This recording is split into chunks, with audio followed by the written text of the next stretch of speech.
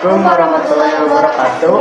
Di sini kami akan menyampaikan proses kodifikasi hadis pada masa Khalifah Umar bin Abdul Aziz. Sebelumnya, kami akan memperkenalkan namanya dulu. Nama saya Iqbal dari absen 19. Dan nama saya Yelva dari absen 20. Kodifikasi hadis adalah proses pengumpulan penulisan dan penyempurnaan hadis Nabi Muhammad SAW supaya tetap asli dan bisa dipercaya.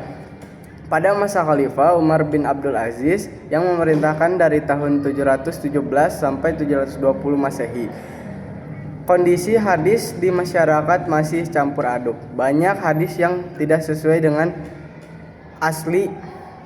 aslinya atau bercampur dengan ucapan orang lain. Bahkan beberapa kelompok tertentu seperti Bani Umayyah, Khawarij, dan Syiah membuat hadis tertentu untuk menguatkan posisi mereka. Kodifikasi hadis mulai dilakukan pada abad 2 Hijriah saat pemerintah Khalifah Umar bin Abdul Aziz dari Bani Umayyah.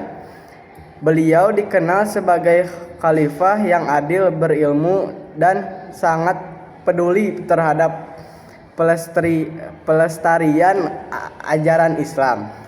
Pada masa itu, banyak sahabat yang tabi'in yang telah wafat, sementara hadis-hadis Nabi belum seluruhnya tertulis. Khalifah Umar bin Abdul Aziz merasa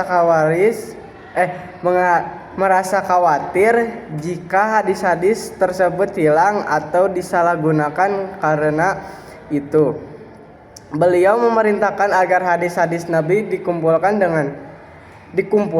dan dibukukan secara resmi.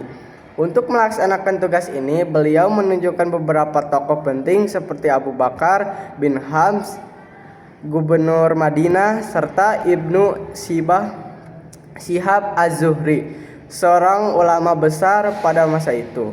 Ibnu Syihab Az-Zuhri dikenal sebagai orang pertama yang menulis hadis secara sistematis atas perintah pemerintah. Selain itu, para ulama juga menggunakan metode rihlah, yaitu melakukan perjalanan ke berbagai daerah untuk mencari hadis dan para perawi yang terpercaya. Dengan cara ini, keaslian hadis dapat dipastikan sehingga hadis yang terkumpul benar-benar berasal dari Rasulullah SAW. Selanjutnya, kita bahas dasar dan tujuan dari kodifikasi hadis ini. Kodifikasi dilakukan karena banyaknya para sahabat yang meninggal dunia dan muncul hadis palsu akibat perbedaan politik pada masa itu. Umar bin Abdul Aziz ingin menjaga kemurnian hadis agar tetap terpelihara dan bisa dijadikan sumber hukum Islam setelah Al-Quran. Tujuan utamanya ada beberapa. Yang pertama, untuk menjaga hadis agar tidak hilang. Yang kedua, untuk mencegah tersebarnya hadis palsu.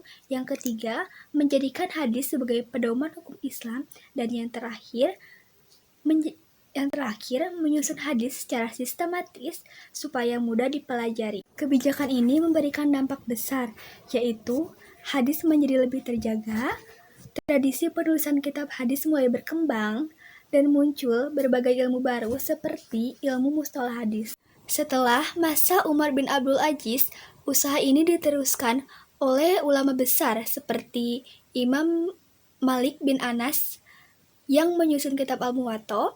Setelah itu muncul pula Imam Bukhari, Imam Muslim, dan ulama lainnya yang menulis kitab-kitab hadis besar atau hadis sahih yang kita kenal sampai sekarang.